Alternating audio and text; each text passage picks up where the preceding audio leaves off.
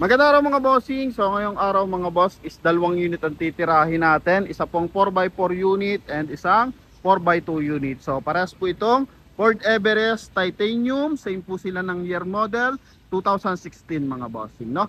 So dito muna tayo sa ating kulay black. So ito pa mga boss, isa po itong 2016 Ford Everest Titanium automatic transmission 4x4 unit 2.2 liters diesel engine. So turbo diesel mga boss. And eto po is meron siyang 4-eye sensor dito sa kanyang front area, naka-projector headlight, naka-DRL, and eto mga bossing is coding na is Tuesday. Then sa side mga bossing, so naglagay sila ng fender extender mga boss. Then naka-black rhino naman yung kanyang mags na R20. All disc brake to mga boss. Power fold, power adjust yung kanyang side mirror mga bossing. Yan. So dahil nga pang off-road to mga bossing, 4x4 unit. So ito nilagyan nila para hindi directly tumatama sa body yung mga asphalt tsaka yung mga putik mga boss, no? Yan. So nagbibigay ng additional protection sa ating body mga boss. Additional, meron din siyang top load mga bossing. Rim visor, meron na rin po. Yan. So eto naman, so may garnish siya sa kanyang headlight mga bossing. Then sa kanyang door handle and sa kanyang tail light. Yan. So ito mga boss, dalawa yung susing available natin dito. So mileage nito mga bossing is ano po 73,000 km. Price lang nito 978,000 mga bossing, no? Yan. So ito yung kanyang interior. So beige yung kanyang door panel tsaka yung kanyang mga upuan. All option to mga boss. Okay, gumagana lahat ng power niya mga bossing ng electronics. And syempre may speed limiter and cross control yan. Naka 2 din audio system. Yan mga boss. And syempre meron tong curtain airbags. Yan. Then ito po is meron din siyang sunroof mga bossing, no? Panoramic. And ito mga boss, power fold, power adjust yung kanyang side mirror. Yan. So ito naman yung kanyang dashboard mga bossing. So leather yung ibabaw. And 2 din audio system. Ito yung kanyang switch for 4x4 mga boss, no? So meron din siyang seal guard mga bossing. 978,000.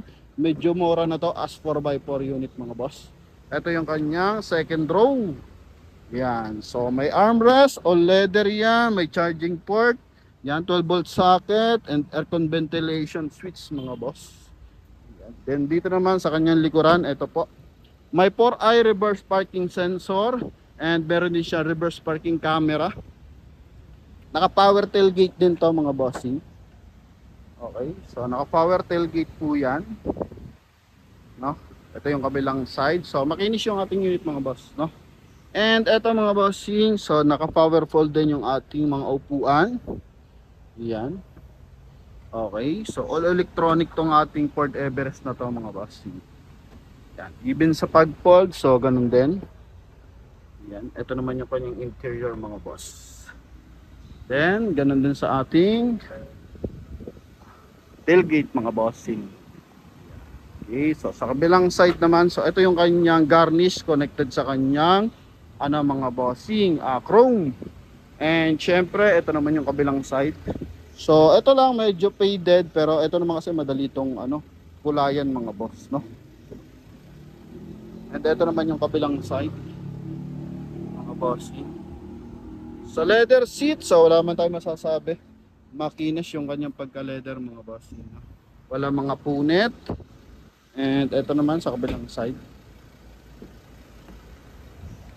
Check natin kung gumagana. Gumagana yung kanyang power mga bossing. Yan, so pang-adjust ng upuan. Ito yung loob. Presentable yan mga boss. Okay.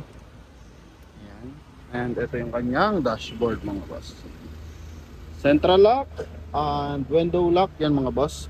Chrome din yung kanyang door opener. Maganda yung hand grip na gray finish na yan mga boss.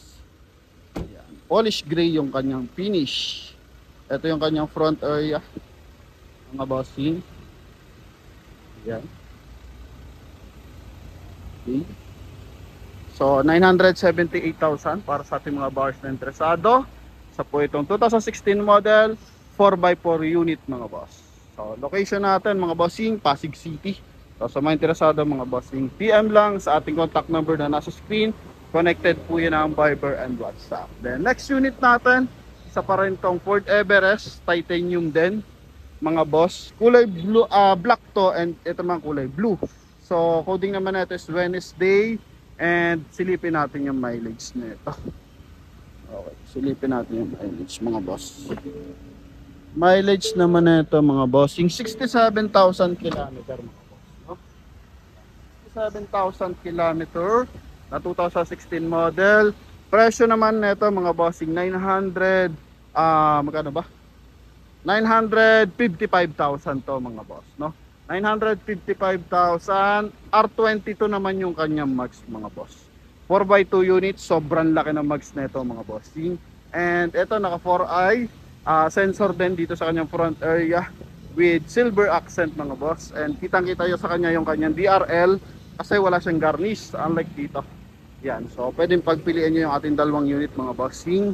2.2 liters din to na diesel engine. And chrome naman yung kanya, chrome din yung kanyang chrome din yung kanyang door handle. May chrome accent naman dito sa kanyang window panel.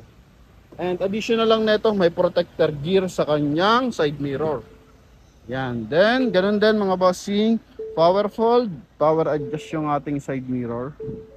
Okay, ito naman yung kanyang touchscreen monitor. So speed limiter, cruise control, so same lang naman to mga bossing. Ang wala lang dito, yung option natin as 4x4, naka-automatic climate control din to mga bossing. Sa upuan, eto yan, medyo mas manipis ng bahagay yung upuan natin. Sa mga leather, so gumagana naman yung kanyang mga electronic and seal guard mga bossing. So yan, meron yung kanyang front area. For second row, eto naman po. Yan mga boss. So, ganun din, meron 12 volt socket, aircon ventilation switch, and syempre yung ating air vent. Then, eto mga bossing is wala siyang sunroof mga boss, no? Okay. Ito naman yung kanyang likuran. So, naka 4i reverse parking sensor, reverse parking camera rin. Off lang natin yung kanyang wiper. On idle.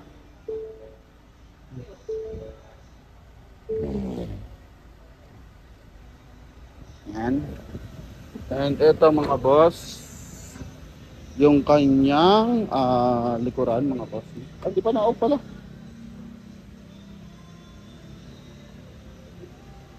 Ito yung kanyang likod mga boss.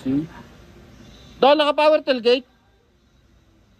Manual lang. Ito pala mga bossing, so hindi siya naka-power tailgate. Yan, so hindi nga siya naka-power tailgate mga bossing, no? Pero ito is titanium unit mga boss. Then sa pag-fold ng upuan dito, so naka-manual lang din siya mga bossing. Okay, so malaking advantage pala yung ating 4x4 mga boss, no? Yan. Okay, so yung kasi is all power mga boss. So pinipindot natin, kaya pala hindi umangat. So naka-manual pala to mga boss.